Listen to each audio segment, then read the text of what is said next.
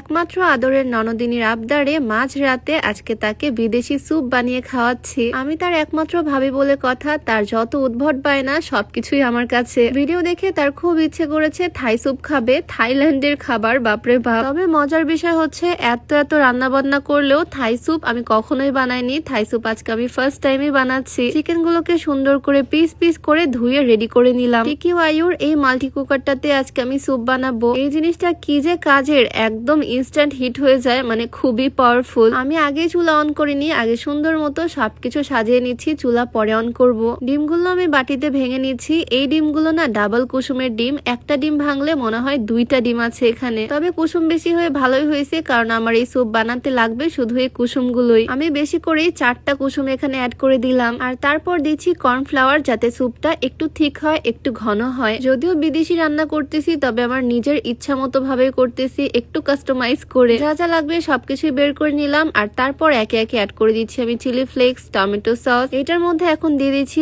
অল্প একটু চিনি, যাতে ব্যালেন্স হয়, আর অল্প একটু অ্যাড করতেছি লবণ। আর তারপর দিয়ে দিচ্ছি গোলমরিচের গুঁড়া, আর এরপর দিচ্ছি সয়া সস। অনেকে এটার মধ্যে আদা রসুন কুচি করে দেয়, তবে আমার এখানে যেহেতু বাটা আছে, আমি অল্প একটু আদা বাটা, রসুন বাটা আর জিরা বাটা অ্যাড করলাম। সবকিছু সুন্দর করে সাজানোর পর দেখতে তো বেশ ভালোই লাগতেছে। এখন এই সবকিছু একসাথে হাত দিয়ে মিক্স করে নিব। ইউনিক রেসিপি ট্রাই করতে না আমার বেশ ভালোই লাগে। তবে সত্যি বলতে রেস্টুরেন্টে আমি যতবার থাই স্যুপ খাইছি আমার কখনোই ভালো লাগেনি। থাই স্যুপ জিনিসটা আমি খুব একটা পছন্দ করি না, সেজন্য বাড়িতে কখনো ট্রাই করাও হয়নি। তবে আজকে ননদ আবদার করেছে বলে কথা, ওর জন্যই স্পেশালি বানিয়ে দিচ্ছি। সুন্দর করে মাখিয়ে হাত ধোয়া পানি দিয়ে দিলাম, আমার হাতের জাদু সব স্যুপে চলে যাক। যাই হোক, সবকিছু কিন্তু একদম রেডি। এখন আমি চুলাটা অন করে দিব। এখানে কিন্তু পাওয়ার অপশন আছে লো, মিডিয়াম, হাই। আমি সুন্দর করে এখন স্যুপটাকে কুক করে নিব। এই মাল্টি কুকারটা আমি নিয়েছি টিকিওয়াইউ থেকে। এইটা একদম বেস্ট, মানে ভাত তরকারি সবকিছুই করা যায়। স্যুপটা আমার রেডি হচ্ছে, আর এদিকে লেবু পাতা নিয়ে নিলাম, আর সাথে একটা লেবু আর কিছু কাঁচামরিচ। থাই স্যুপে সবাই থাই পাতা ইউজ করে, বাট বাসায় যেহেতু থাই পাতা নাই, তাই লেবু পাতা দিয়ে কাজ চালাচ্ছি। লেবু পাতা দিলেও কিন্তু স্মেলটা খুব ভালো আসে। নিজের মতো কাস্টমাইজ করেই স্যুপটা বানাচ্ছি আর কি।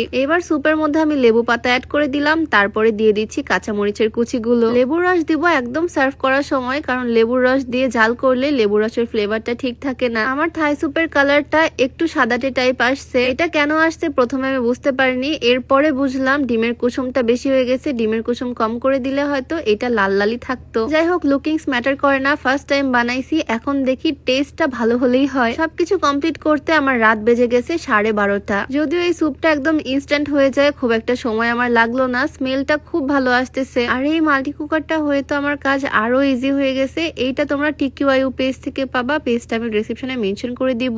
এত রাতে বাসার কেউ জায়গা নাই, শুধু আমি, তোমাদের ভাইয়া আর আমার ননদ, আমরা 3 জনই আছি বাসায়। 3 জনের জন্য 3 বলি রেডি করলাম, একটা দিয়ে দিলাম তোমাদের ভাইয়াকে। লেবু চিপে সুন্দর করে ও রেডি করে নিল। যে কোনো কিছু ফার্স্ট টাইম বানালে আমি ওকে দিয়ে ট্রাই করাই, আর ওর কাছ থেকে কমপ্লিমেন্ট নেওয়ার জন্য আমি অনেক বেশি এক্সাইটেড ছিলাম, কারণ এটা আমি আজকে ফার্স্ট টাইম বানালাম। আর আমার ননদ খেয়েও তো খুব প্রশংসা করছে, ওর কাছে নাকি এটা খুব মজা লাগছে। এখন তো ভাবতেছি মাঝে মাঝেই বানাবো। যাই হোক, ভিডিওটা তোমাদের কাছে কেমন লাগলো সেটা কিন্তু অবশ্যই কমেন্টে জানিও। তোমাদের সাথে দেখা হয়ে যাবে নতুন কোনো ভিডিওতে। সবাইকে আল্লাহ হাফেজ, আসসালামু আলাইকুম।